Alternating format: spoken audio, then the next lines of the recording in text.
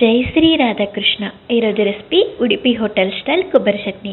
మనకి ఉడిపి హోటల్లో ఇడ్లీలకి కొబ్బరి చట్నీ వేస్తారు కదా, అది చాలా టేస్ట్గా ఉంటుంది. అది ఎలా చేస్తారనేది ఈరోజు వీడియోలో చూపిస్తాను. ముందుగా ఒక పెద్ద కొబ్బరికాయ తీసుకోవాలి. అది కొట్టిన తర్వాత ఒక గంట అయినా ఫ్రిడ్జ్లో పెడితే అది ఈజీగా వచ్చేస్తాయి ముక్కలు.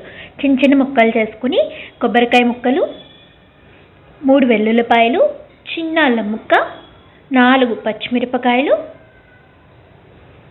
కరివేపాకు. మంచి ఫ్లేవర్ అండ్ కలర్ వస్తుందన్నమాట చట్నీకి.